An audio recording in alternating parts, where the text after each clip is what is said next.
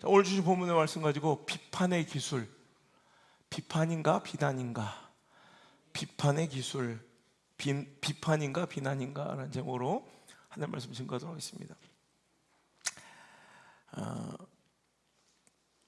여호와 하나님을 자기 하나님으로 삼은 백성은 복이 있습니다. 여호와 스스로 계시며 오늘도 살아 역사하시는 그분을 자기의 엘로힘 하나님 전능하심으로 오늘도 그 주인으로 삼는 자는 복이 있습니다. 그런 자 되시길 주님으로 축원합니다. 여호와를 자기 하나님으로 삼는 자들은 함부로 비판하지 않습니다. 여러분, 비판하지 말라는 게 아니에요. 무조건 함부로 비판하지 않습니다. 성경 속에서 왜 여호와를 자기 하나님으로 삼은 사람이 비판을 함부로 할 수 없는지 오늘도 설교하려고 합니다. 지난주 말씀하고 이어지는 거예요. 세상이 교회를 재수없어 하는 이유, 세상이 교회 다니는 사람들을 재수없어 하는 이유, 세상이 당신을 재수없어 하는 이유, 세상이 나를 아는 믿지 않는 사람들이 나를 재수없게 여기는 이유, 맨날 비판하고 다닌다는 거예요. 저는 똑바로 하지 않으면서. 일가를 날리는 영화의 대사가 있었죠. 너나 잘하세요. 오늘 이 말씀이 우리 가슴팍에 새겨지고 꽂혀지기를 주의 이름으로 축복합니다. 이 말씀이요, 잘못 사용되면 만연한 부조리를 눈 감거나 분명한 부패와 죄악을 타협하고 시대의 악과 권력을 옹호하는데 이용되어서는 안 된다는 거죠. 건강한 비판을 제한하거나 그 비판을 막는 입막이나 재갈로 사용돼서도 안 될 거라는 거야. 때로는 이 말씀이 이렇게 부덕하게 부조리하게 만연하고 팽배 있는 악과 죄를 대충 눈 감고 덮고 입에 재갈을 막아버리는 도구로, 수단으로 사용되기도 했다는 거예요. 이건 하나님께서 원치 않는 거죠.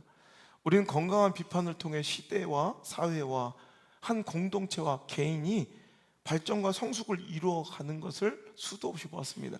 건강한 비판과 건전한 비판이 있어야 시대는 건강하게 성숙하고 발전하고 공동체와 한 개인의 인격은 또 그의 삶은 발전해 나갈 수가 있다는 것 우리가 너무나도 잘 알고 있습니다. 예수님께서 그런데도 불구하고 산상수훈이라 불려지는 이 말씀을 통해서 비판받지 아니하려고 비판하지 말라라고 원천적으로 비판을 봉쇄하는 듯한 말씀을 하시며 우리에게 주시고자 하는 교훈, 진정한 말씀의 뜻은 무엇일까를 한번 오늘 말씀 속에서 살펴보고자 합니다. 여러분, 비판 안 하는 게 제일 좋아요. 마치 싸움에서 가장 완벽한 승리는 싸움을 하지 않는 것이다 라는 싸움의 기술이 있어요.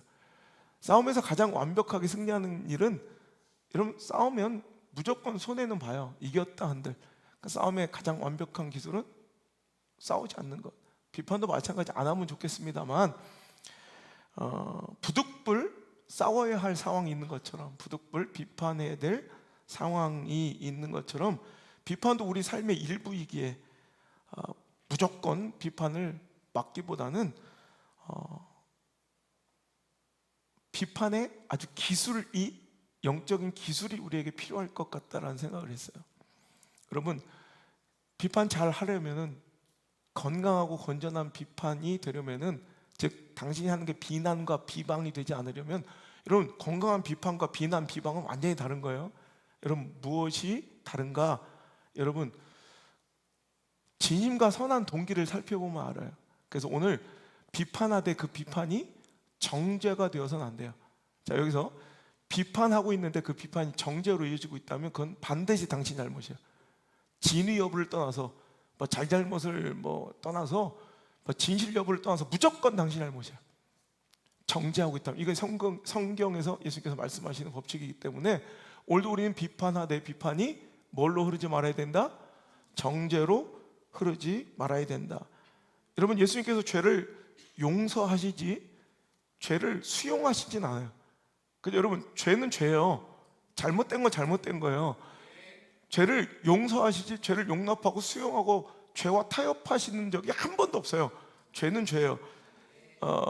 그런데 결론은 그 죄를 눈 감아 덮어주는 게 사랑이 아니라, 죄에 대해서 단호하게 예수님께서는 말씀하여 꾸짖으시되, 결론은 사랑을 가지고 그에게 접근하셔서 다시는 그 죄를 짓고 살아가지 않도록 새 삶을 살게 하도록 그에게 기회를 주는 것, 이게 가장 멋진, 어찌 보면 그 죄를 대하는 우리들의 성숙한 모습이고 우리가 닮아야 될 예수님의 모습이라는 거예요. 요한복음 8장에 보면 3절 이하에부터, 여러분, 가늠하다 현장에서 붙잡혀온 여인을, 여러분, 율법주의자들이 돌로 치려는, 이건 뭐 진위 여부를 따질 것도 시시비비를 가릴 것도 무조건 잘못한 거예요. 100% 이건 뭐 빼도 박도 못해. 이건 명확한 증거가 있는, 오늘 당연히 단죄에 받아, 여러분, 정죄받아 마땅한 여인을 예수님 눈앞에 두고 이걸 어찌할까요? 예수님께 시험하듯 물어볼 때, 여러분 다 아시는 사건이죠. 예수께서 땅바닥에 물 끄적끄적 쓰시자 어른부터 아이까지 돌 들고 다 쳐 죽이려고 했던 그 사람들이 자기의 죄가 찔려 다 돌아가 버리는 거예요. 자, 거기서 예수님께서 하신 말씀 보세요. 요한복음 8장 11절 시작.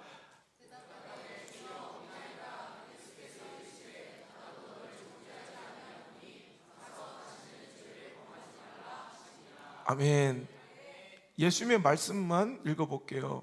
예수께서 이르시되 시작. 나도 너를 정죄하지 아니하노니 가서 다시는 죄를 범하지 말라.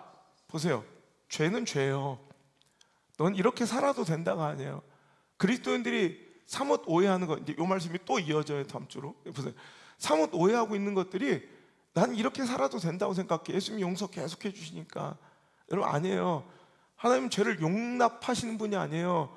죄를 수용해 주시는 분이 아니에요. 여러분, 다시 너에게 기회를 주시고자 용서해 주신 거예요. 그러니까 정죄하진 않아요.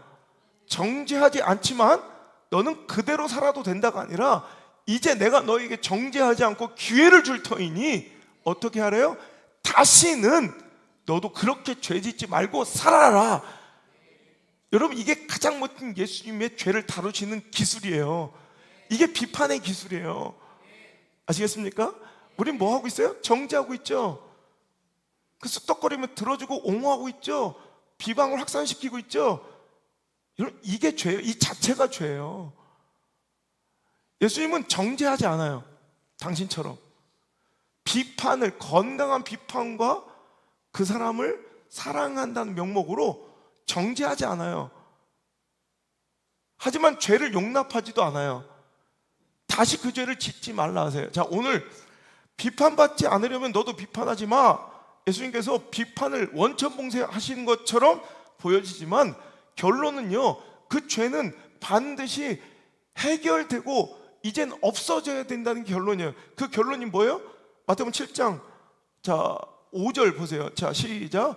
외식하는 자여, 먼저 내 눈 속에 들보를 빼어라. 그 후에야 밝히 보고 형제의 눈 속에서 티를 빼리라 그러잖아요. 결국 빼는 데까지 가야 돼요. 그냥 여러분, 눈에 에이 그 정도는 괜찮네, 눈에 티끌이 들어갔어요. 아파 죽겠어. 에이, 작은데 뭐 그냥 두고 살아. 가시가 박혀서, 제가 지금 그래요. 가시가 박혀 있어. 너무 작아서 보이지도 않아. 그 정도면 그냥 두고 살아도 돼요? 눈에 박힌 티끌이 너무 작아. 진짜 먼지야. 여러분, 제 손에 박힌 이 가시가 너무 작아. 보이지도 않아. 그래 그냥 살아도 돼? 아니죠. 빼야죠.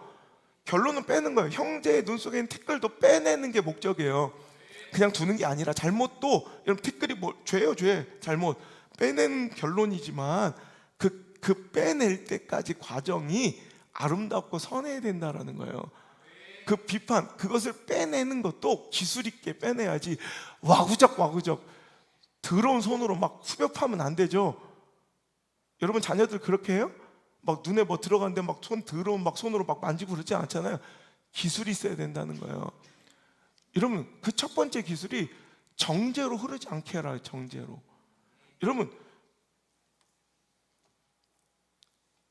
다시 한번 말씀드리지만 부정을, 악을, 죄를 오늘 이 말씀이 무조건 허용하고 잘못된 것을 용납하고 여러분 그냥 다 덮어주라는 얘기가 아니에요. 결국 죄는, 악은 그 티끌이라 대변되는 그 티는, 우리 삶의 티는 제거되는 게 맞는데, 여러분 그 비판의 기술 중에 하나는 내가 진짜 그 티를 빼내고 싶은 그 사람 있잖아요. 참 저거 참 아플 텐데 빼주고 싶은 그 동기는 뭐가 돼야 돼요? 그렇죠, 사랑이 돼야 돼요. 저 더러운 티를 갖고 사는 인간, 여러분 동기가 악해서는 안 돼. 그 사람을 해하고 공격할 목적으로 티를 빼면 그 자체가 벌써 또 다른 전염과 또 다른 악의 확산과 여러분 병이 일어날 또 가능성을, 여러분 내포 한 채로 시작되는 아주 잘못된 시작이에요. 그러니까 오늘도 선한 동기와 상대방에 대한 진심이 있으려면은 여러분 뭐예요? 여러분 사랑이, 여러분 진심이, 선한 동기가 여러분 먼저 전제돼야 그 비판은 시작될 수 있다는 거예요. 여러분 참 판단하기 좋아하는 그리스도인들이에요. 그래서 이걸 세상 사람들이 되게 싫어해요. 여러분 잘 아세요. 여러분 되게 막 뭘 되게 판단 내리길 좋아해. 그리고 뭔가 남의 인생에 뭔가 정답을 이렇게 막 제시하는 걸 되게 좋아해. 특히 권사들. 무식하기 그지없는데 뭐 그렇다고 자기가 그쪽에 전문가도 아닌데 목사도 두려워하는 일을 참 가는 곳곳마다, 그러니까 이건 남을 하수로 보는 아주 교만함의 표식인데, 가면 대뜸 너 이렇게 해야 돼, 이렇게 해야 돼, 이렇게 해야 돼. 넌 딱 보니까 인생이 이래. 되게 무식하고 무모하고 용감한 짓인데 이거 그리스도인들이 되게 잘해요. 세상 나가서도 이런 아는 채 뭔가 판결 내리고 뭔가 판별하고 판단하기를 너무너무 좋아해요. 여러분 이 판단은 여러분 내가 정답을 정해놓고 판단하는 것은 결국 하나님께서 그렇게 싫어하시고 예수님께서 그렇게 안타까워하시는 정죄라는 죄로 반드시 흘러들어갈 수밖에 없어요. 그래서 오늘 여러분, 저와 여러분은 정말로 이 판단, 비판하는 걸 조심해야 된다는 거예요. 하나님 우리를 사랑하셔서 십계명을 주셨어요. 그죠? 사랑하셔서 우리가 더 잘 살고 하나님과 관계 유익을 누리기 위해서 십계명을 주셨는데, 바리새인들은, 유대인들은 뭐 해요? 그거 갖고 이것들을 걸러내기 위한, 잘못된 것들을, 신앙인들을 걸러내기 위한 그 자기들만의 율법을 무려 2300개로 늘려가요. 뭐 하는 거예요? 다 하나씩 촘촘한 그물처럼 판단해서 정죄하기 위함이에요. 이건 비판하기 위함이에요. 그들에게 처벌하고 제재를 가하고 정죄가 목적이기에 예수님 십계명, 하나님 십계명 주셨는데 율법주의자들과 바리새인들은 2300개의 스스로의 율법의 조항들을 만들어 그들을 다 죄인 만들어 버리는 거예요. 여러분 사랑이 없으니 그 사람에 대한 만족이 없어요. 제가 얘기했죠. 세상은 죽을 때까지 여러분들의 자격 미달을 선언할 거라고. 그럼 서울대 가니 뭐 다 만족해요? 너 이제 서울대쯤 왔으니 대단하다. 넌 됐어 이제. 그럼 만족하는 법 없어요. 넌 어차피 농어촌 전형이야 그러지. 어디 지영이 어떻게 왔어? 난 지영이가 없길래 오늘 안 들어왔네 했더니 여기가 있네. 저는 우리 실업인 선교회를 제가 세워야 되는데 우리 교회도 이제 사업가들이 좀 많이 들어왔으면 좋겠어요. 그래서 사업가들이 그래도 좀 재정적 여유가 있어요. 저는 이렇게 우리 휘성이나 저기 지영이 이렇게 서울에서 이렇게 내려온 친구들이, 대학생들이 돈이 어디 있어? 전에도 그냥 한 달에 한 번씩이라도 그 KTX비라 좀 내줄 수 있는 이런 장학금 제도가 좀 있었으면 좋겠어요. 그래서 저들이 잘 돼서 나머지 어른이 되면 또 그런 학생들이 이렇게, 너 KTX 한 10만 원 넘게 들지? 그래, 그 전화해도 작은 돈이 아니야. 근데 이렇게 내려오잖아. 그러면 한 달에 한 번이라도 저런 친구들한테 이렇게 장학금을 주어서 쟤들이 또 어른 돼서 또 누가 서울에서 이렇게 예배 드리는 젊은 학생들이 있으면 이렇게 한 번씩 내주면 얼마나 좋아. 마음에 감동이 있는 친구들은 아니 친구들이 아니지. 내가 좀 대가리가 어지러지라고 지금 정신이 없어. 이번 주 너무 바빠서. 마음에 감동 오는 우리 성도들은 좀 그런 장학금 좀 내서 우리 친구들이 멀리에서도 이렇게 이 예배를 이렇게 소중히 여기고 달려 나오는 이 발걸음이 조금이나마 가볍도록 도와줬으면 좋겠어요. 어디까지 했지? 그래, 농어촌 정리 했지.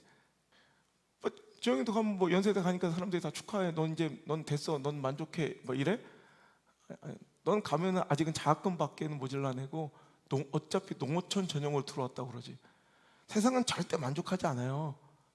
근데 제가 만나는 대기업 들어가면 대기업 들어간 걸로 만족해줘? 넌 삼성 들어왔으니 됐어. 아니야, 넌 아직도 B등급이야. 만족하지 않아요. 죽을 때까지 자격 미달이야 세상은. 제가 만난 분 중에 유일하게 너는 그 정도면 됐어, 충분해, 만족해 주시면 우리 하나님밖에 없어요. 하나님만 우리에게 만족해 주세요. 세상은 죽을 때까지 자격 미달이야. 그죠? 그게 사랑이에요. 사랑.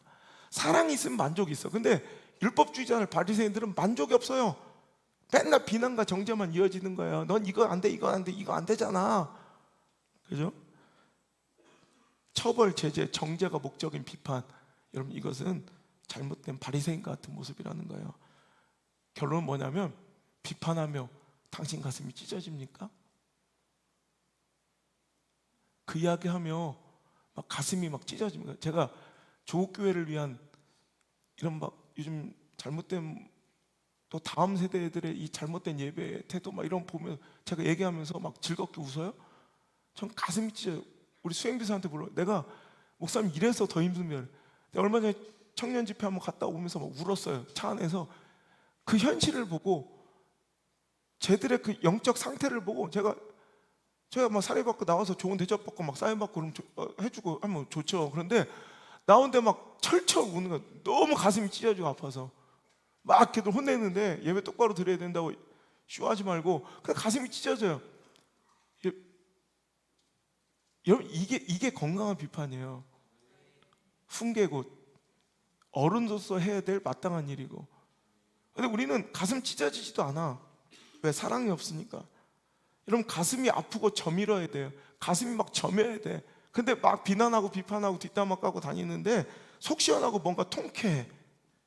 여러분, 하나님은 이런 지적질, 당신이 검사처럼 오디션의 판정단처럼 단점과 실수를 찾아내고 판단하며 누군가를 정죄하는 것을 절대로 원치 않으세요. 검사들처럼, 재판관처럼, 오디션 판정관들처럼 여러분 탁탁탁 실수 지적하고 그 죄를 막 끄집어, 이런 걸 하나님 원하지 않는 거예요. 정말 사랑해서 가슴 아파하면서 예수님처럼 그 여인을 너무 가슴 아프게 사랑하시잖아. 제발 너 있잖아, 다시는 정죄하지 않고 너에게 기회를 줄 터이니 다시는 이렇게 죄짓지 말고 살아. 여기 하나님의 아픔이, 가슴 저밈이 느껴지죠. 야 됐다, 야 통쾌하게 돼. 저것들도 다 똑같은 것들이네. 다 돌려보냈으니까 너도 마음대로 살아. 이게 아니에요. 넌 이제 자유화가 아니에요.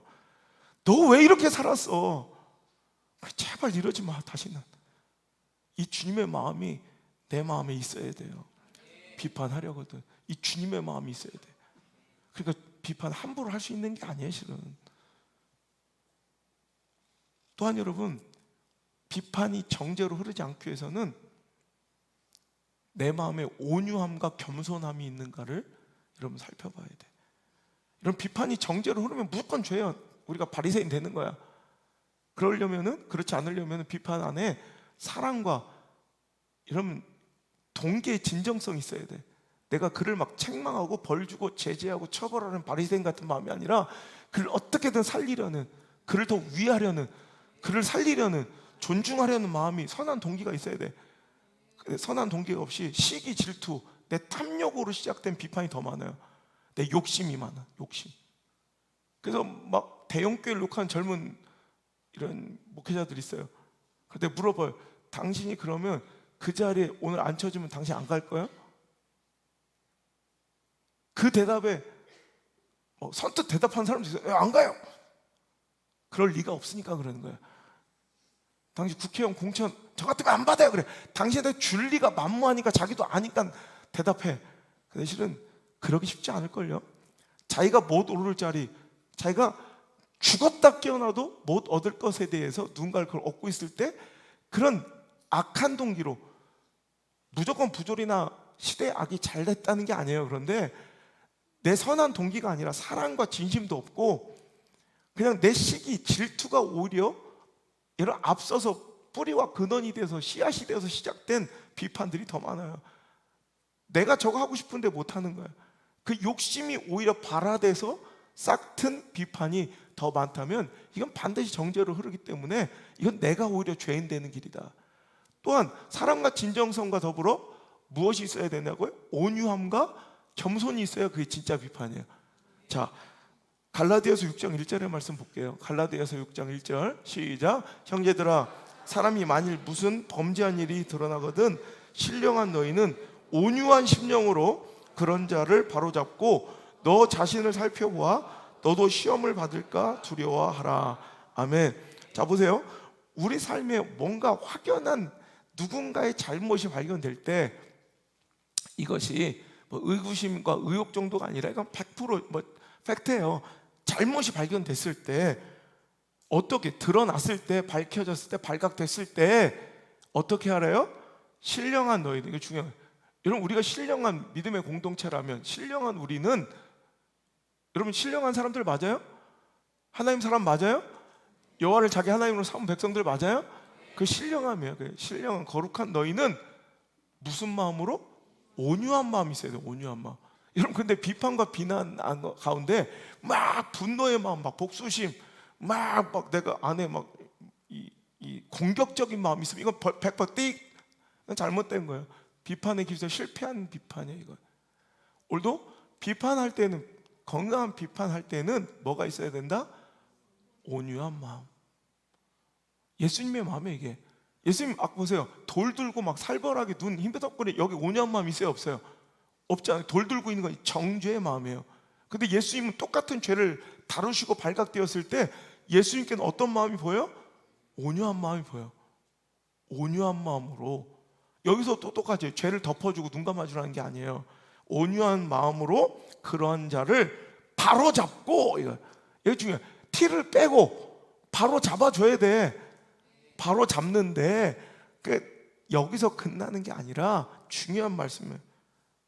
너 자신을 살펴보아 너도 시험을 받을까 두려워하라. 이거예요.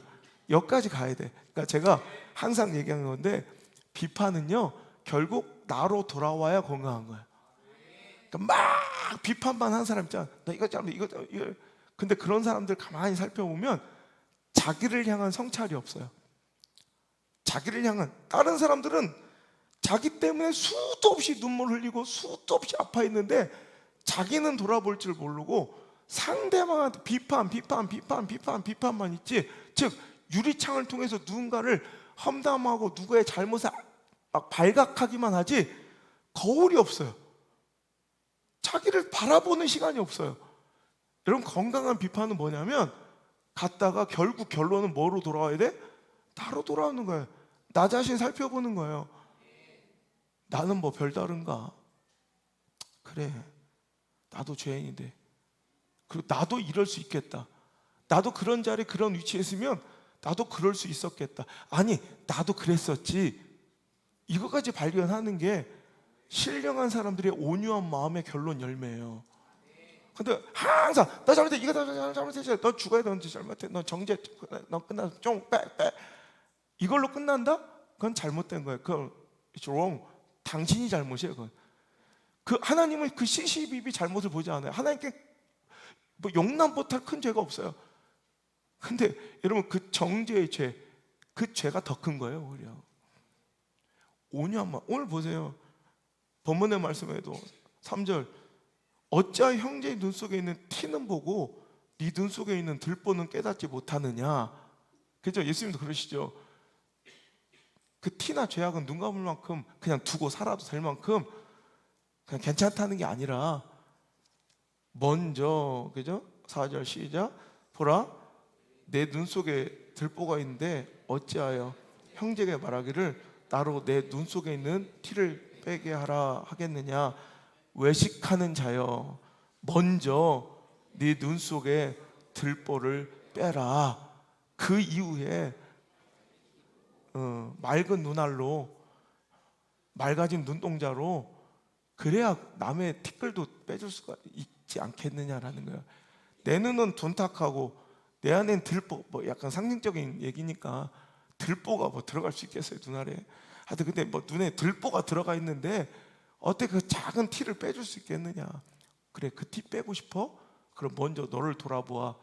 네 자신도 들보가 있는 걸 깨달아서 네 눈에 있는 들보 먼저 좀 빼.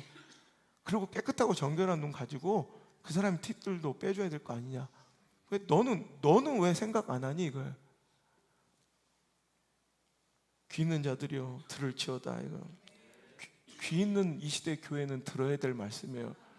우리 안에 더러운 이 교회 안에 여러분 악습들과 관습들이 이런 무질서함과 무책임과 불성실과 부정직함이 교회 안에 가득해요. 근데 맨날 우리가 교회가 하는 짓은 세상에 대한 비난과 비판질이에요. 그러니까 세상이 교회를 인정하지 않고 교회를 신뢰하지 않는 우리 이 시대에 한국 국민이 90%가 넘어가는 거예요. 지금 기독교 역사상 이런 적이, 어떤 시대 공동체가 오면서 기독교 신앙이 이렇게 처참할 정도로 짓밟히고 신뢰를 잃어버린 것은 교회 역사상 없어요. 오늘 여러분 우리가 정신 차려야 돼요.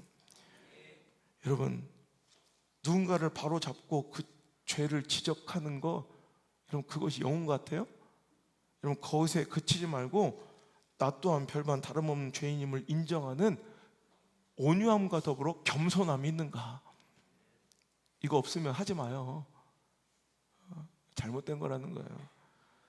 나는 절대 잘못도 없고 흐트러짐도 없고 나는 절대로 하나도 티가 없는 의로운 의인인데 옛날 만났던 그 성도들이 더러 죽겠고 옛날에 갔던 교회가 막 아주 악이 가득했고 옛날에 만났던 그 목사가 아주 그냥 쓰레기였고, 여러분 그게 말이 될 것 같아요? 제가 얼마 전에도 한 사람 우리 교회 오기 전에 다른 교회에 있었던 이야기를 막 저한테 얘기하는데 짜증이 확 나더라고. 자기가 예수님이야. 물론 듣고 삐져서 다른 교회 가도 돼요. 찔리라고 한 얘기예요. 자기는 예수님이야. 근데 그 교회와 성도와 목사는 막 내가 볼 때 인간 쓰레기야. 근데 과연 그럴까요? 다 이거 굉장히 무서운 짓이에요. 그 안에 온유함도 없고 그 안에 난 겸손함도 본 적이 없어요. 그 안에 교회를 향한, 목사를 향한, 성도를 향한 애정과 사랑도 없고요. 그 안에 동기의 선한 진정성도 없더라고. 그건 비난질이에요. 그냥 비방질. 근데 한국교회는 어떻습니까? 그렇게 또 욕하고 와. 그럼 그걸 맞춰줘요. 그래야 우리 교회는 되니까. 내 사람 되니까. 근데 아닌 건 아닌 거예요. 아닌 건 아닌 거야.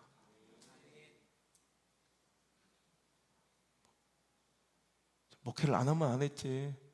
그냥 내 비닐하우스 치고 나가서 솔직히 산에서 다시 개척해도 솔직히 난 싫어서 쫓아내줘요. 그냥 저를 경기도에서 서울 쪽 가서 내 개척하게. 내가 보여줄까요? 내 3년 안에 얼마나 모이는 교회가 되는지. 제가 딱 어제에도 큰 대형교회에서, 진짜 큰 대형교회에서 연락이 왔어요. 저는 이 교회를 너무너무 사랑해요. 그래서 더 순결했으면 좋겠어요. 교회 머리 숫자가 중요한 게 아니라 그렇게 해서 욕하고 비방하고 돌아다니는 사람들 다 끌어모아가지고 막 머리 숫자 늘려가는 게 아니라 순결하게 진짜 온유한 마음으로, 나도 죄인인데 나도 이게 내가 맨날 하는 일이에요. 여러분 얼마나 많은 여러분 부조리를 제가 보겠어요. 얼마나 많은 여러분 그 실수투성이야 말도 안 되는 짓거리를 보겠어요.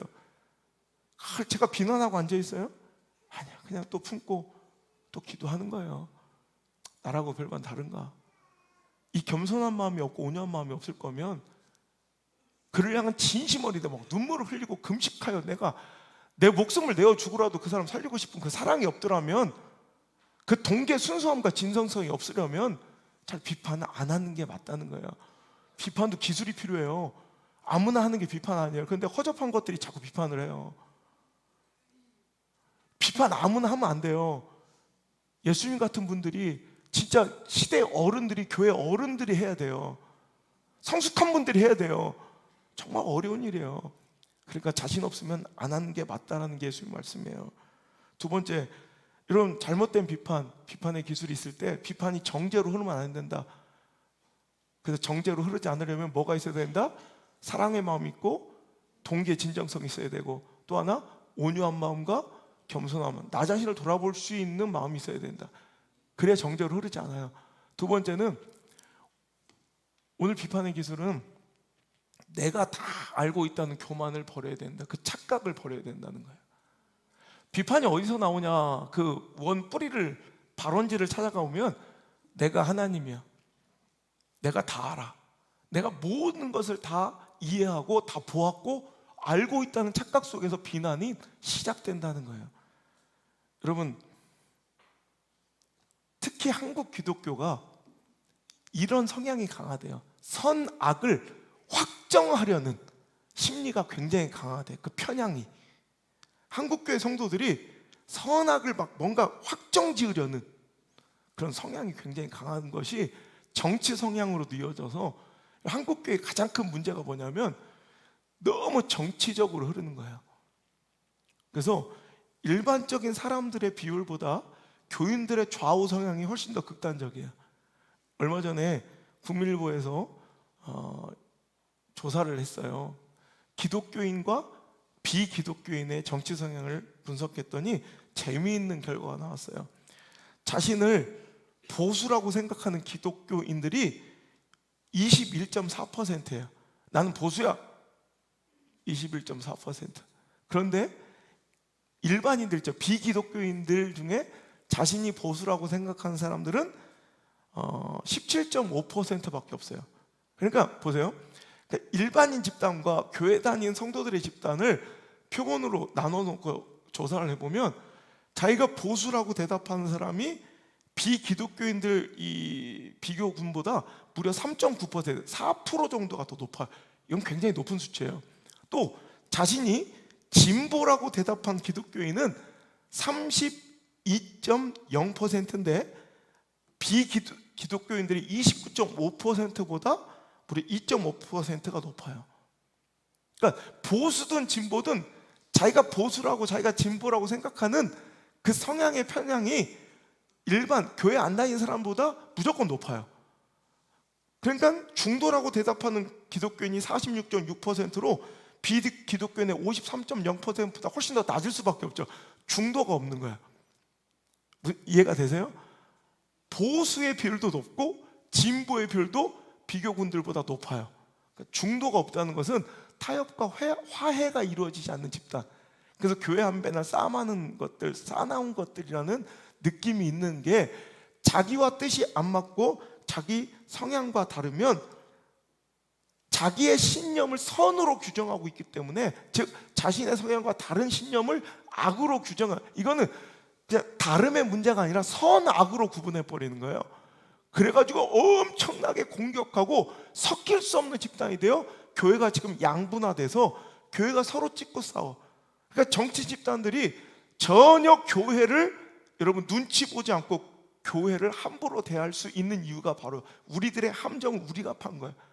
독재 군부 정권 하에서도 교회 예배를 한 번도 함부로 건드렸던 적이 없는데, 이 시대는 진보 보수를 떠나서 교회가 우스워진 거. 왜? 어떻게 대하든 어떤 정책을 대하든 반은 무조건 우리 편이 된 거예요.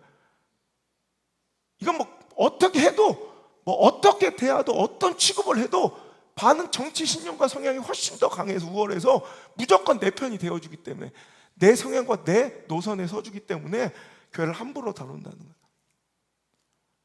여러분, 화해하지 못하는, 선과 악으로 구분해서 뭔가 이 선악을 확증하려는 성향. 여러분, 이게 정치 영역뿐이겠어요? 교회 안에서도 그래요. 교단마다 다른 스타일이 있어요. 여러분, 그들이 더 중요시 생각하는 그 교단과 그 교회 안에 여러분 가치관이 있는 거예요. 그게 목회관이고 목회 신념이에요. 그런데 이제 나와 다른 것을 악으로 규정해서 여러분 자기를 선으로 확증하려는 성향이 강해요. 내가 옛날에 다녔던, 내가 지금 몸담고 있는 교단에 뭐 이런 스타일과 좀 뭐가 다르면 이건 무조건 악이라고 봐. 굉장히 잘못된 오만한 행태들이에요.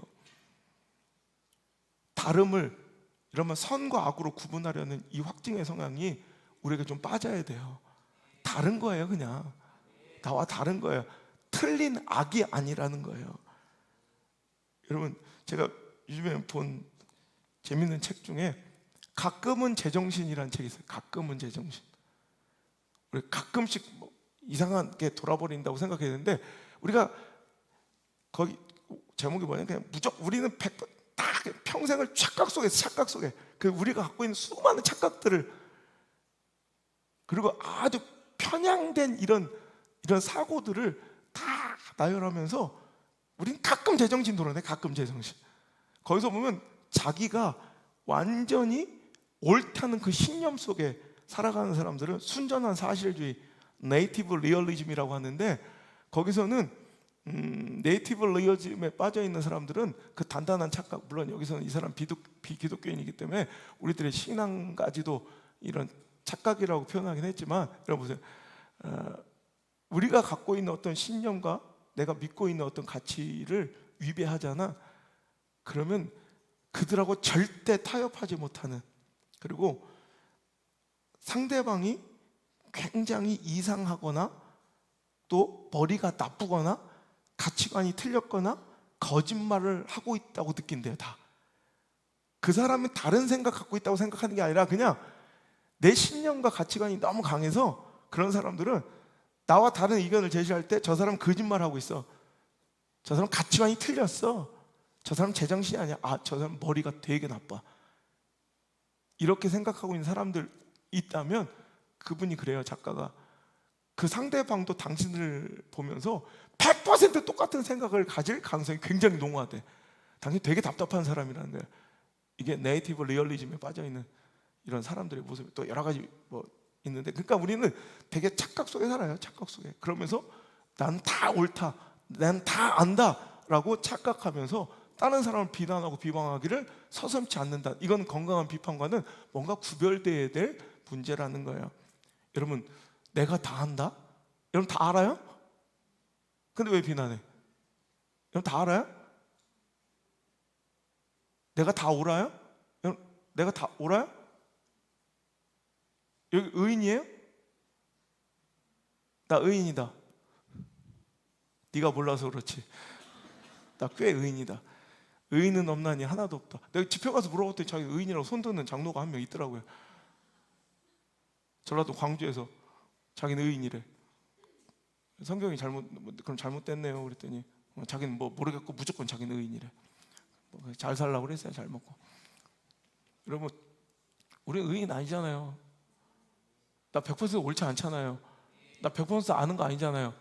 그런데 우리의 삶의 태도를 보면 내가 다 아는 것처럼, 내가 다 옳은 것처럼, 이런 용감한 오만함이 어디 있어요? 도대체 이런 무식한 교만이 어디 있냐는 거예요. 근데 우리 이렇게 살아요.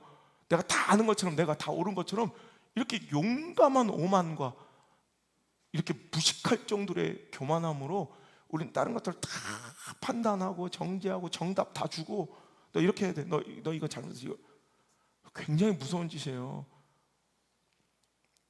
여러분, 시간이 흐르면 또 내 시야가 확보가 되면 내가 이해하지 못했던 부분이 보이면서 그것이 얼마나 부끄러운 일이었던가가 다 밝혀질 때가 있어요.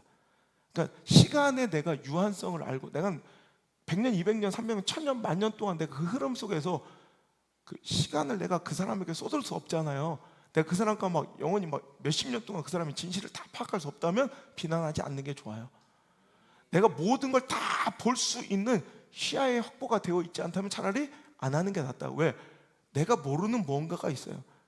목사가 이렇게 얘기하면 아무도 안 듣는데 무당이 얘기해 주면 알아. 네가 모르는 뭔가가 있어. 무당이 어떤 때는 진리를 얘기해 줘요. 맞아요. 그분이 한 얘기가 네가 모르는 뭔가가 있어. 그걸 우리는 안 받아들여요. 내가 모르는 게 있겠죠. 내가 못 본 게 있겠죠. 아멘입니까? 여러분, 내가 모르는 게 있겠죠. 못 본 게 있겠죠. 여러분, 이거예요. 그런데 내가 다 안다고 생각하면 비난을 서슴지 않으면서 한 사람 인격적으로 살아있노로 몰아갈 때가 얼마나 많은지 몰라요. 얼마 전에 있었던 일이에요. 내가 우리 가족들 다 모아놓고 가정 예배할 때 한번 보여준 적 있어요. 한 대학교에 대학교마다 커뮤니티 안에 물물 교환, 그러니까 되게 쓸모없는 물건들 나누면서 아나바다 뭐 환경도 보호하고 그 편익을 위해서 그 학생들 자기 학내 학생들의 그 편익을 도모하기 위해서 이런 당근마켓처럼 그 학교 안에서 운영되는 물물 교환 사이트가 있었던 거예요.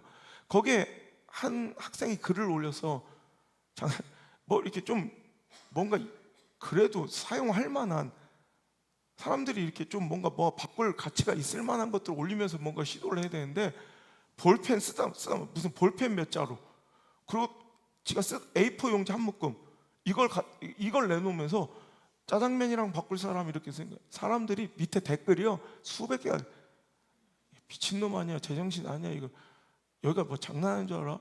이런 쓰레기 같은 걸 뭘 이런 애들 때문에 이런 사이트가 이상해지는 거야 막 이러면서 욕이 막 댓글이 엄청 달렸어요. 장난하냐? 근데 나중에 알려진 사실이에요. 우연한 계기로 알려진 이 친구가 부모의 도움도 하나도 없이 혼자서 걔는 대학을 들어올 수 없는 상황이었대요. 대학을 붙었어도 포기해야 되는 상황인데 그 학생은 혼자 진짜 악착같이 누가 하나의 도움도 없이 혼자서 공부하고 있는 정말 가난한 고학생이에요.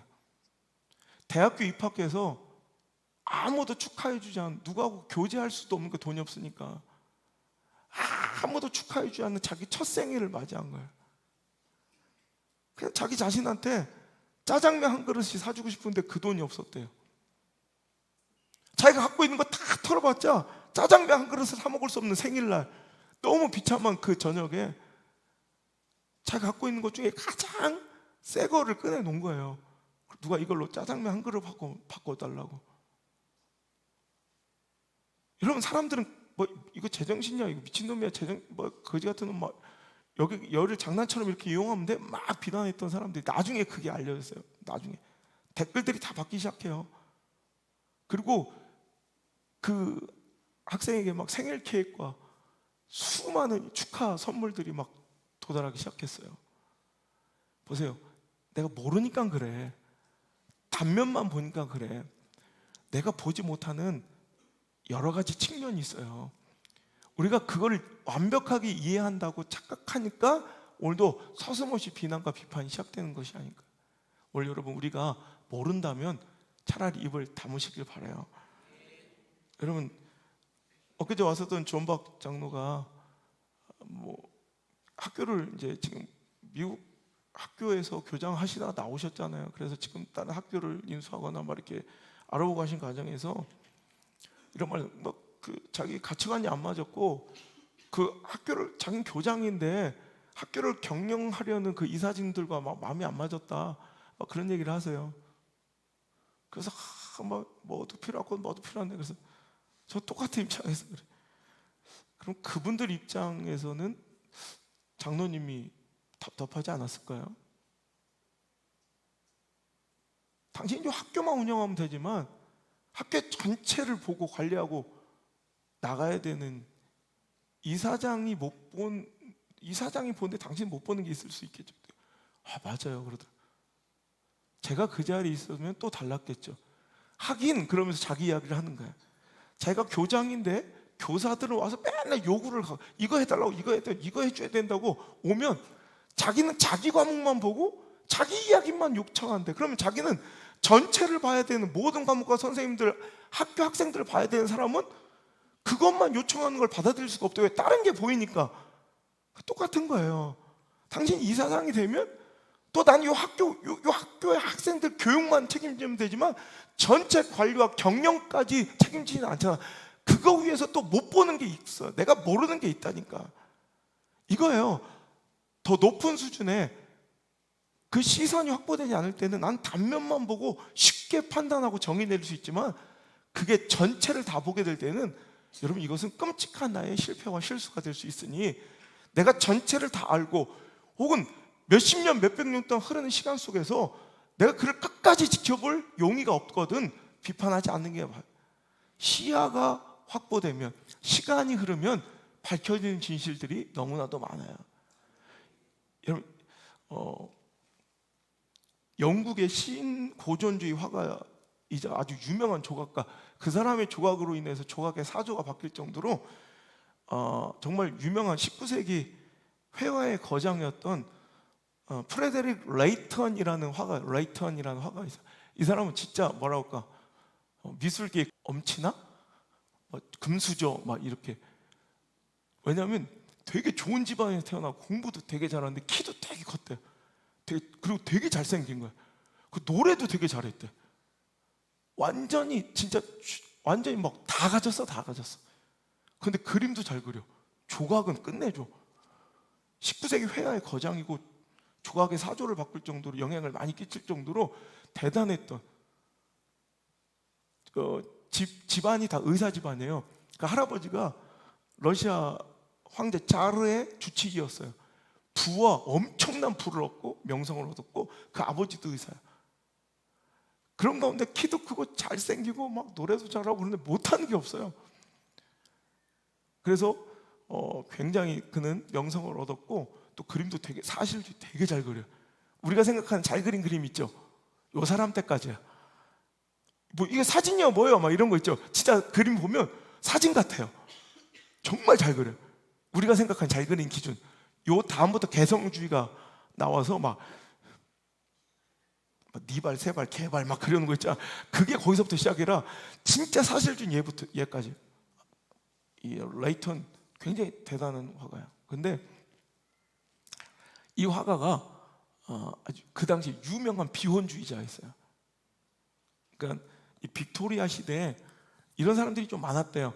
아까도 얘기했지만 할아버지가 짜르의 주치의였고 아버지도 의사였는데 그림 그리는 화가가 된 레이턴을 아버지는 인정하지 않았어요. 그가 나름대로 이 미술계에서 거장으로 인정받고 평가받으며 굉장히 잘 나갔는데도 불구하고 그의 성과를 인정해 주지 않았어요. 그래서 그는 아버지한테 인정받으려고 목숨 걸고 그림 그리고 목숨 걸고 막 미친 듯이 일에 중독자가 됐어요. 그래서 결혼할 시기를 놓쳐버리면서 그는 아예 비혼주의, 나는 결혼 안 한다. 그러면 그가 인터뷰할 때마다 뭐라고 했냐면 나는 예술과 나의 작업과 결혼했다. 그러면서 아주 그때 당시 가장 유명한 비혼주의자였어요. 그런데 사건이 벌어져. 50이 넘어서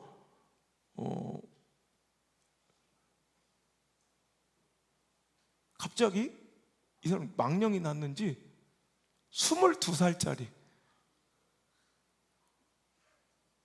누구야 부럽다는 거야. 29살 차이 나는 어떻게 보면 소녀죠. 사랑에 빠져. 딘이라는 처녀인데 자기 친구의 작업실에 갔다가 모델을 서고 있는 그 딘을 보고 완전히 막 홀딱 반해서 자기 모델로 전속 계약을 해서 도로시 딘이라고, 그래서 그 여인을 모델로 계속 그림을 그리며 이제 호사가들과 언론은 막 소문이 퍼져. 저 상류층에 모든 걸 다 가졌던 저 레이턴이 저 하류층에 저 가난한 여인 그 어린애를 갖고 논다. 자기의 장식품이다. 놀이개거리다. 비참하게 갖고 놀다 버릴 것이다. 막 이런 호사가들의 이야기. 근데 그는 침묵하고 가만히 있어요. 그럼 아니라면 결혼을 해라. 근데 결혼을 안 해요. 인터뷰할 때마다 나는, 근데 그 친구들의 편지가 이제 그 사람 작품이 막 이제 부각되기 시작했던 1960년대 뭐 이제 전기 작가들이 그 사람 일생을 파헤쳐 보니까 그를 진짜 친하고 잘 알았던 사람들이 걔에게 편지 보낼 때 너의 아내 딘 이렇게 아내로 칭호를 해요. 정말 친했던 건 사실인데 왜 약혼하지 않고 결혼을 하지 않은 채 그렇게 살아갈까? 여러분 장례식에도 딘에게 가장 많은 자기 유산을 남겼어요. 그리고 그 가족들까지 살 수 있도록 배려하는 우리나라 돈으로 한 15억 원, 그 당시 그러니까 15억 원이고 15억 원이니까 30억 원 정도니까 지금도 큰 돈인데 그때 당시에는 이거 어마어마한 돈을 유산으로 그 사랑한 여인에게 남겼어요. 근데 왜 결혼하지 않았을까? 밝혀진 사실이 그 딘이 영화 배우를 꿈꿨던 거야. 자기는 배우가 되는 게 꿈인데 당시 가장 보수적이었던 빅토리아 시대에 기혼 여성이 배우가 되는 것은 용납되지 않고 어떤 배역도 주지 않아. 그러니까 너무 사랑하는데 그 여인의 꿈을 이뤄주기 위해서 그는 그 온갖 비난을 다 받으면서 그냥 살아갔고 60세 되고 바로 병으로 죽었어요. 끝까지 그는 무덤에서도 조롱받았고 비난받았고요. 수많은 호사가들이 입방에 이제 오르면서 되게 수치스러운 역사의 주인공이 되었었지만 최근 내 밝혀진 바에 의하면 그는 진짜 사랑해서 끝까지 침묵하며 그 여인이 자기 죽어도 꿈을 이룰 수 있도록 결혼하지 않은 채 그 모든 비난을 감수했던 거예요. 그리고 이 딘도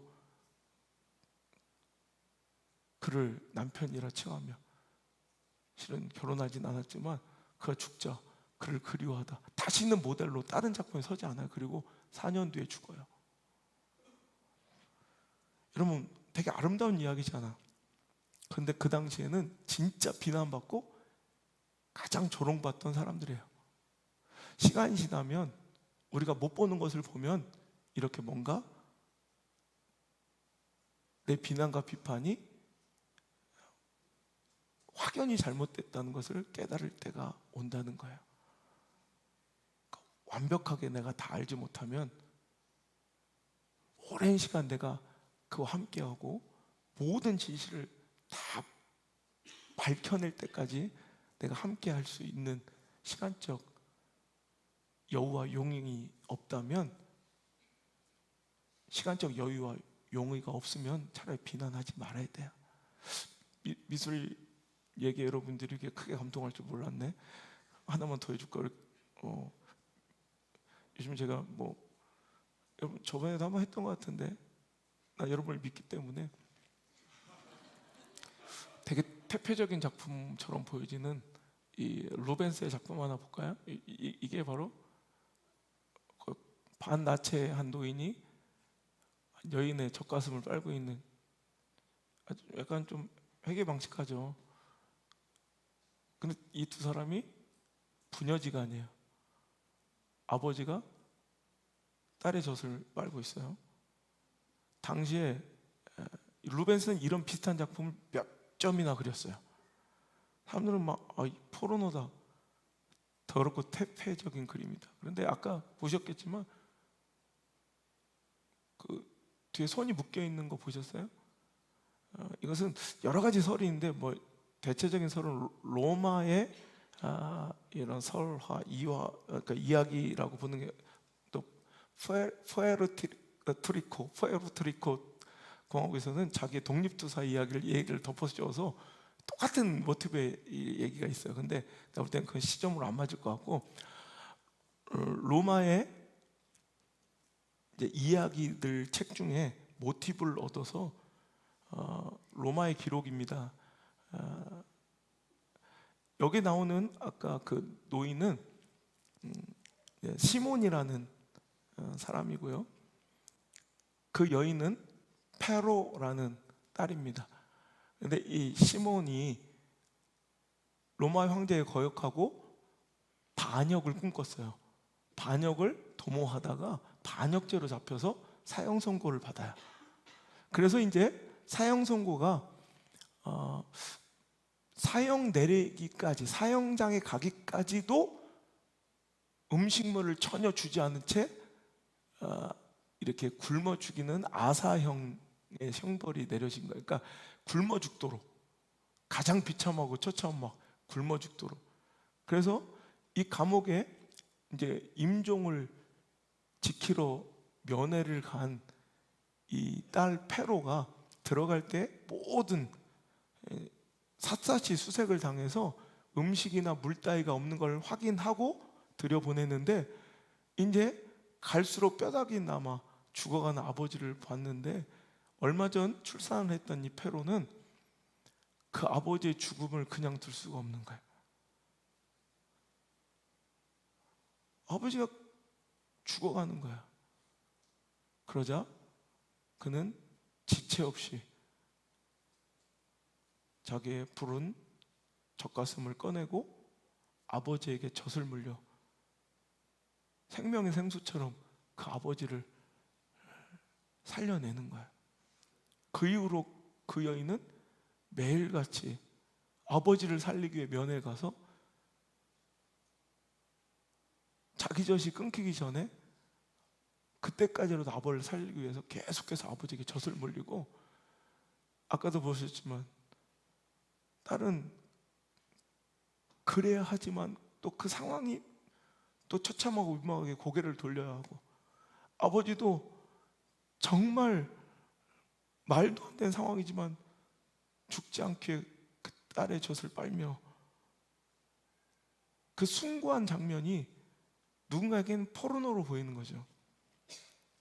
그 뒤에 경비병들을 이렇게 놀라 쳐다보는 또 장면들의 그림도 많아요. 이렇게 똑같은 모티브로 그림들이 몇 점 있어요. 그래서 그 이야기가 간수장에게 전해지고, 그 간수장 이야기는 또 황제까지 전해졌어요. 지금 반역을 꿈꾸다가 도모하다가 잡힌 그 시몬의 딸 페로가 와서 젖을 물려 그 아사형을 맞고 살리고 있다. 근데 그 황제가 분노하긴커녕 그 이야기를 듣고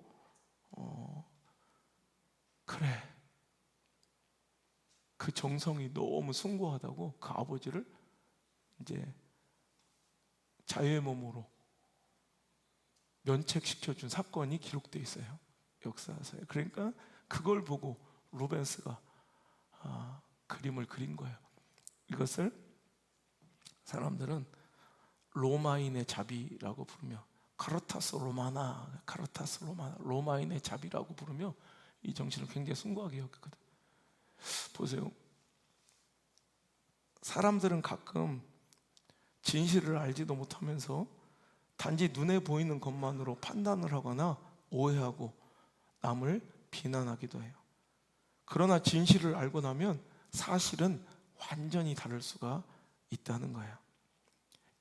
시몬과 페로라는 이 그림을 보면서도 우리가 가지고 있는 선입견과 편견이 얼마나 많은 오해와 오류를 낳을 수 있는지 새삼 느끼게 돼요.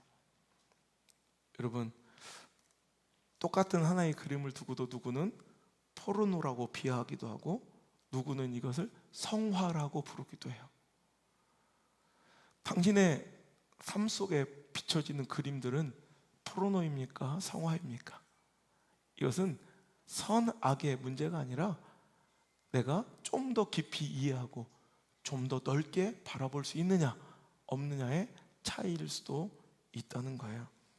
여러분, 제가 가끔씩 보면 아까도 얘기했지만 무식한 교만한 일부 사람들은 자신이 다 알고 마치 자신이 다 옳고 마치 자신이 하나님인 양 모든 것을 판결하고 정의 내리고 판단하고 비난하고 비방하기를 서슴지 않는 사람들이 있어요.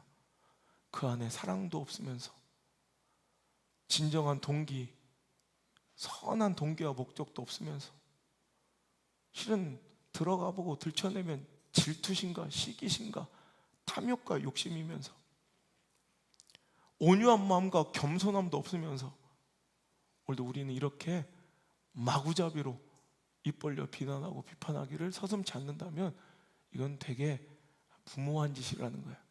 비판해도 기술이 필요합니다. 여러분, 책 한 권 읽고 덤비는 사람들이 제일 무서워요. 박사들이 토론하기 가장 힘들어하는 사람들은 자기보다 더 유식하고 유능한 사람들이 아니라 책 한 권 읽고 덤비는 사람이에요. 책 한 권 읽은, 자기가 옛날 읽은 책 한 권이 온 우주고 자기 인생의 가치관이고 진실이야.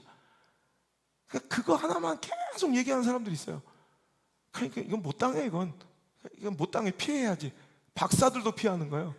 논리적으로 비약해서가 아니라 내가 지식적으로 딸려서가 아니라 이건 당할 수, 타협이 안 돼. 그냥 피하고 마는 거예요. 여러분, 이런 비참한 상대가 우리 교회가 되고 있지는 않은지, 많은 부분을 이해하고 공감하고 교감하는, 제가 교회가 지난주에 극단적으로 사이코패스 같다고 그랬잖아요. 공감 능력이 없어요. 시대와 공감 능력이 없고 세상과 공감 능력이 없이 우리의 기준으로 내가 알고 있는 편협한 지식 하나로 모든 것을 정죄하고 판단하고 있는 우리들의 모습이, 여러분, 세상이 보기에도 재수없어 보이고 하나님 보시기에도 얼마나 무모해 보일까. 여러분, 자식을 키우는 부모들도 마찬가지예요. 자식 이야기 하나만을 듣고, 여러분, 그 애 이야기 얼마나 편협해요. 그걸로 모든 것을 다 정의 내리려고 해요. 이건 무식한 거예요. 함부로 나서지 말고 함부로 모든 것을 판단하지 맙시다. 이건 무식한 거예요. 오만한 거예요. 성숙한 사람 되길 바라요. 자식 망치는 게 부모예요. 내가 얼마 전에 그런 얘기 했어요. 자식의 저런 모양이 뚝 떨어지지 않는다, 하늘에서. 저 엄마가 망쳤구나. 저 애비가 망치는구나. 여러분, 자식 망치는 건, 여러분, 저 친구가, 못된 친구, 학교 선생이 아니라 바로 엄마 아빠예요. 정신 똑바로 차려서 편협하지 않는 시선으로 올바르게 판단할 수 있는, 내 생각과 다른 사람과 토론하고 타협점을 찾을 수 있는 그런 멋진 인재들로 성숙시키도록 여러분이 도와주셔야 돼요. 제가 물맷돌 학교가 토론 수업을 많이 시킨 이유가 그래요. 나와 다른 사람, 다른 의견 얼마든지 많아요. 여러분, 토론이 뭔지 알아요? 결국 내가 지는 거예요. 토론은 내가 양보하는 거예요. 토론은 여러분, 토론은 이 의견, 이 의견이 완전 이 사람이 굴복해서 네 의견이 맞네, 이런 토론은 세상에 없어요. 토론은 뭐냐면 계속 다른 가치관 갖고, 우리 교복을 입을까 말까 가지고 2달을 토론시켰거든, 애들. 이건 100% 여기 니들 의견 맞다, 교복 입자, 이러진 않아요. 내가 이 의견을 관철시키기 위해서 내가 뭘 양보하고, 나는 내가 제일 소중한 건 뭐고 내가 타협할 수 있는 건 뭔가를 깨우쳐서 양보하는 작업이 토론이에요. 이거 가르치는 이유는 세상에 많고 많은 의견이 있다는 거. 당신의 자녀는 삶 가운데 계속 부딪힐 일이 많고, 그 좁은 시경과 아주 그냥 그 무식함으로, 편견으로 수많은 실수를 반복할 거라는 걸 알려주는 거예요. 그럴 때 자꾸 그것을 자꾸 타협해가고 화해해가고 정답을 도출해 나가는 훈련을 시키려면, 여러분, 엄마 아빠들이 나서면 안 돼. 엄마들을 낄끼 빠빠, 낄 때 끼고 빠질 때 빠져요. 그걸 잘해야 돼. 여러분, 결론은 이거예요. 비판 안 하는 게 좋아요. 여러분, 제가 이거 한 3달 준비한 설교예요. 굉장히 깊고 좀 내용이 방대할 수 있는데, 그냥 결론은 알아듣기 쉽게 안 하는 게 좋다. 왜냐하면 오늘 말씀 보면 비판 있잖아요. 비판 안 하는 게 좋은 이유가, 자, 2절 시작. 너희가 비판하는 그 비판으로 너희가 비판을 받을 것이요, 너희가 헤아리는 그 헤아림으로 너희가 헤아림을 받을 것이다. 그러니까 비판 안 하는 게 좋은 이유는 심는 거예요. 여러분, 팥을 심으면 팥이 나죠. 콩을 심으면 콩 나죠. 이건 하나의 법칙이에요. 비판 심잖아요. 지금 맨날 비판, 불평 심고 다니잖아요. 반드시 내일의 열매는 뭐예요? 나한테도 내가 따야 될 열매는 비판과 불평들이에요. 절대 비난은 가만히 있지 않아요. 운동하고 역사에서 반드시 나한테 되돌아와요. 여러분, 비판받고 비난받고 가만히 있는 사람 없어요.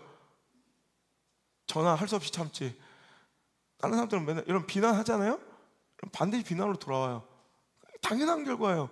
그래서 오늘 하는 게 비난을 심어놓으면 비난이 올 거니까 비난하지 말라는 거예요. 비판 심어놓으면 비판. 여러분 비판받기 좋아. 난 비판받고 싶다. 건강. 나 비판 많이 받고 싶다. 많이 하세요. 많이 받게 되게. 당신 자식 새끼들이 많이 받고 살 거예요. 마음대로 하세요. 근데 여러분, 난 헤아림, 나 이해받고 싶다. 나 용납받고 싶다. 나 사람들이 날 많이 헤아려줬으면 좋겠다. 그런 사람 한번 손 들어보세요. 아니, 다 망하든가, 다 쑥대밭해라, 인생. 자, 나 이해되고 싶다. 나는 다른 사람, 나 용납받고 싶다. 나는 헤아림 당하고 싶다. 그렇잖아요. 그걸 헤아림 심으라는 거예요. 너의 헤아림, 그 헤아림으로 헤아림을 받게 될 거라는 거예요. 심는 대로 거둬요. 그러니까 비판 심으면 비판받고, 헤아림 심으면, 용서 심으면 나도 미래 언젠가 헤아림의 열매를, 용서와 용납과 이해의 열매를 받게 되니까 오늘도 여러분 안 하는 게 좋다는 거예요. 오늘 여러분 요 말씀 산상순에 쭉 뒤로 가면 결론 12절, 우리가 잘 아는 12절에 황금률이라는 게 나와. 황금률. 그러므로 무엇이든지 남에게 대접을 받고자 하는 대로 너희도 남을 대접하라. 이것이 율법이요 선지자 아니라. 가장 지혜는 뭐냐면 네가 받고 싶은 삶을 상대에게 주어라는 거야. 용납받고 헤아림 받고 싶으면, 사랑받고 싶으면 사랑 주고, 용납 주고, 헤아림 주고, 이해하세요. 그럼 다 나중에 그걸 나와 내 자녀들이 받고 살게 돼요. 용서받고 싶고, 다른 사람 이해와 배려는 그렇게 받고 싶고, 헤아림 받고 싶고, 관심 받고, 사랑 받고 싶으면서도, 그럼 나부터 그렇게 해야 되는데, 난 매일 따지고 비판하고 정죄하고 비난을 서슴지 않고 뭔가 맨날 시비 걸고 그러면서 나와 내 자식들은 매번 이해받고 인정받고 관심받고 칭찬받기를 바라는 어리석은 당신 아닌가. 마치 물을 심어놓고 산삼이 나올 것을 기다리고 앉아있는 어리석은 자들 되지 말고, 여러분 나중에 거두고 싶은 것을 심는 자, 이런 그런 지혜로움이 저 여러분 되시길 간절히 바랍니다. 우리가 여러분 지금 우리가 우리 정말 조심해서 우리 한번 외과 수술 한번 해봅시다. 우리 한번 진짜 주의해서 대학교 가서 한번 여러분 경영학 강의 한번 합시다. 이거 말이 돼요? 조심해서 수술을 하는 게 되는 게 아니라 내가 진짜 열심히 한번 강의 대학교 가서 하는 게 아니라, 여러분 이거는 할 수도 있죠. 저는 뭐 할 수는 있어요. 근데 실패할 확률이 굉장히 크겠죠. 차라리 그러니까 안 하는 게 불가능에 가까운 일은, 여러분 예수님처럼 되기 쉽지 않은 우리는 안 하는 게 맞는 것이다라는 것 같아요. 그죠? 우리가 어떻게 예수님처럼 사랑으로 선한 동기로 비판하겠어요? 우리가 온유해요? 자, 누나를 봐요 한번. 온유한 누나인가? 서로 한번 쳐다봐요. 온유하게 생겼나? 아니면 아이고 참 인생 고단하게 생겼나? 그죠? 그런데 우리가 겸손하긴 해요. 그런데 자꾸 우리는 비난은 함부로 한다는 거예요. 여러분, 그래서 제가 마지막 결론 얘기하지만 비판도 함부로 하는 게 아니에요. 수준이 되는 사람이 하는 거고, 진짜 성숙한 사람이 해야 되는 거고요. 정말 어렵고 두렵고 성숙함이 있어야 되는, 즉 어른됨이 있어야 할 수 있는 거예요. 어른이 하는 거예요. 이 시대에 어른이 없다는 것이 슬픈 현실이에요. 진정한 성숙과 인격과 신앙이 참 희귀해졌다는 게 참 아픈 현실이에요. 요즘에 옛날엔 참 그런 어른들이 많았거든. 교계도 어른이 있고 교회도 어른이 있고. 근데 참 어른들이 희귀해지고요, 고매한 인격과 성숙한 신앙이 참 희귀해졌어요. 그럼 그만큼 비판도 비례해서 없어져야 되잖아. 희귀해져야 되잖아. 왜? 어른들이 해야 되는 건데, 어른은 없어졌으면 비판은 잦아들어야 되는데 이상하게 비판은 더 많아. 범람해 있어요. 어른은 없는데 비판은 많다? 결론 이거예요. 어른의 성숙한 참 비판보다는 교만하고 오만한 어리석은 비판으로 세상은 뒤덮일 가능성이 더 크다라는 거예요. 그러니까 오늘도 내가 거기에 불필요하게 동참하지 마시고, 오늘 여러분 비판의 기술을 배우기보단 칭찬하고 헤아리고 격려하고 차라리 기도하는데 에너지를 쏟는 저 여러분 되시길 주의 이름으로 축복합니다. 그래서 그랬는 거 뒤에 바로 기도하라 얘기가 나와요. 기도의 주제가 나오는 거 보니까 그냥 비난하고 비판할 시간에 입 다물고 기도해라 라는 게 예수님의 결론일 수 있겠다라는 생각을 해요. 그리고 5절까지 우리가 말씀을 6절 바로 보면 거룩한 것을 계획해 주지 말며 너희 진주를 돼지 앞에 던지지 말라. 그들이 그것을 발로 밟고 돌이켜 너희를 찢어 상하게 할까 합냐라. 우리가 비판이 참 어려운 이유는 비판도 할 사람한테 해야지, 그 비판하는데 비판의 가치를 모르는 돼지나 개 같은 사람은 오히려 그걸 찢고 오히려 상하게 만들어요. 그냥 내 마음만 아플 뿐이야. 그러니까 잠언서에도 미련한 자에게는 훈계를 하지 말라고. 오늘도 여러분, 그러니까 비판은 해야 별로 유익될 게 없다, 그죠? 실패할 가능성이 엄청 크고 돌아올 게 별로 좋은 게 없다. 그러니까 안 하는 게 맞다, 내가 나를 봐도 안 하는 게 맞겠다, 이렇게 결론 내리면 시작은 굉장히 멋있고 엄숙하게 시작했지만 참 끝은 허무하네요.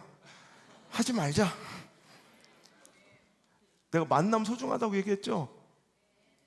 하나님 만남을 통해 역사하세요. 그 만남을 하찮게 여기고 소홀히 여기는 사람들은 절대 성공 못하고 자녀를 축복 못 받아. 그 소중한 하나님 주신 만남을 깨트리는 게 불평, 비난, 비판. 견고하게 하나님은 이 조각조각을 모아서, 이 만남이라는 조각조각 퍼즐을 모아서 모자이크 같은 멋진 작품을 만들어 주시려고 하는데 그 작품 몇 개를 자꾸 잃어버리게, 여러분 접착제를 느슨하게 만들고 떨어뜨리는 그 용액들이 바로 비판이에요. 얼마나 무서운 거예요. 하나님 주신 만남의 복을 못 누리게 만드는, 여러분 이 잘못된 비판, 여러분 비난, 비방 오늘 싹 다 제거하시고 오늘 함께 주신 놀라운 축복들을 누리시는 한 주간 되시기를 주의 이름으로 소망합니다. 거칠고 사납고 분노하고 복수심 있고 혈기 있는 내 마음이 아니라 사랑과 선한 동기와 온유와 겸손으로 가득 차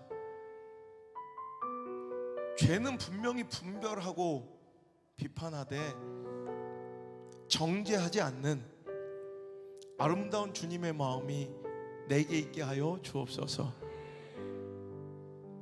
선한 것 하나도 없는 내 모습을 먼저 돌아보게 하시고 그 들보를 빼어내는 회개가 선행되게 하시고, 주여 이제 주님 앞에 바짝 엎드려 오늘도 은혜를 구하는,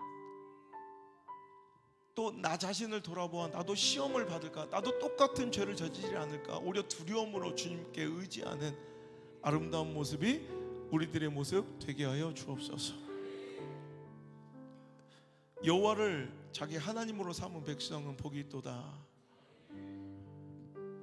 내가 하나님 자리를 위협하고 하나님 자리에 서서 판단하고 판결하고 재판하고 정답 선언하는 그 오만함의 자리에서 내려오게 하시고 하나님을 하나님으로 모실 수 있는 그 전능하신 하나님이 그의 뜻대로 그의 시간에 행하실 때까지 기다릴 수 있는 인내의 신앙이 우리에게 있게 도와주옵소서. 이제는 예수님의 은혜와 하나님의 사랑과 성령님의 보호하심 인도하심이 오늘 이 자리에 나와 주님의 마음을 구하며 분노와 혈기와 비난과 비방 다 내려놓고 용서와 사랑과 온유와 겸손과 선한 동기로 가득 채우고 돌아가는 귀한 예배자들 머리 위에, 또 영상을 통해 함께 예배하며 동일한 은혜로 결단하는 모든 미디어 성전 가족들 머리 위에 이제부터 떠나가지 마시고 1초도 떠나지 마시고 영원토록 함께 계시기를 간절히 축원하옵나이다. 아멘.